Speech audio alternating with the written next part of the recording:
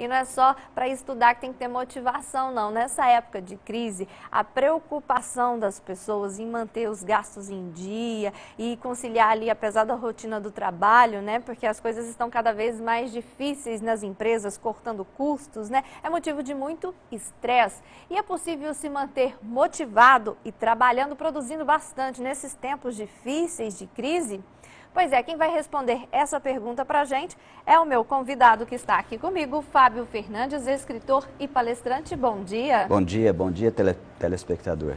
Vamos começar respondendo essa pergunta básica. Tem jeito de ficar motivado num cenário complicado assim?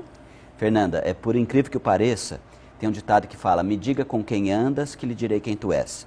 Quando uma pessoa fica perto de outra pessoa motivada, ela acaba se motivando. Quando você deixa uma fruta podre perto de uma fruta perto das boas, começa a passar aquele bolor para as outras. Então, esse ditado é muito válido: me diga com quem andas que lhe direi quem tu és. Muitas pessoas às vezes não ocupam o tempo, elas ficam desocupadas, ficam no Facebook muito tempo, no WhatsApp muito tempo e esquece de colocar coisas importantes no cérebro que são relevantes. E pensar positivo é um fator muito importante. Na Bíblia fala do poder da palavra, não fala? Sim. Então a palavra tem poder de uma apresentadora apresentando o jornal, usando as palavras da melhor forma. O que acontece? Influencia quem está assistindo de maneira positiva. Então a minha palavra, através das palestras que eu realizo no Brasil e na África, motivam as pessoas que estão assistindo.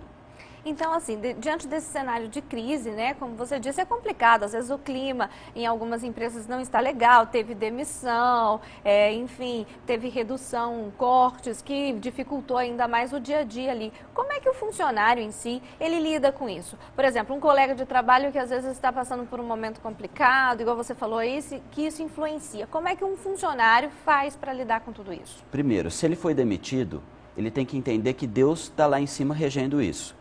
E se umas portas se fecham, outras se abrem. A crise é um momento que tira as pessoas da zona de conforto. Aquela pessoa que estava acostumada a fazer tudo para ganhar aquele dinheirinho, ela começa a falar: não, eu tenho que ter mais ideia porque está mais difícil. Então, obriga a pessoa a querer melhorar.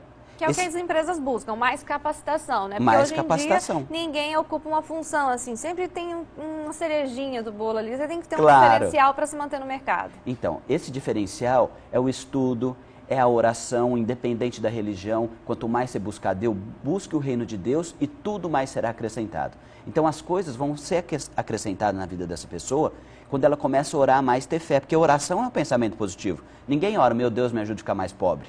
Então a oração é o hábito de pensar positivo.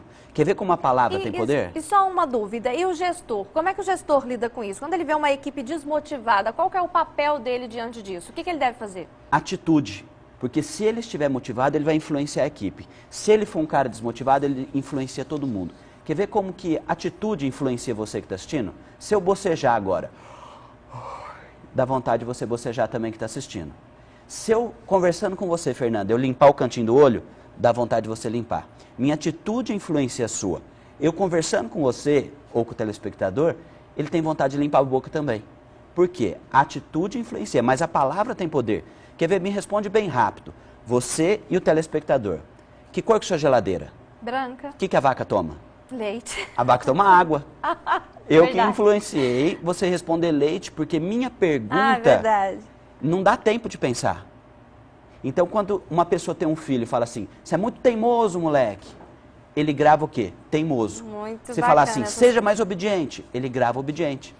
Tá certo, então diante desses tempos de crise, vamos tentar buscar sempre o positivismo, né? Muito obrigada por sua participação aqui no estúdio do Bom Dia Tocantins. Conversei com o escritor e palestrante Fábio Fernandes. Obrigada, bom dia. Obrigado e bom dia.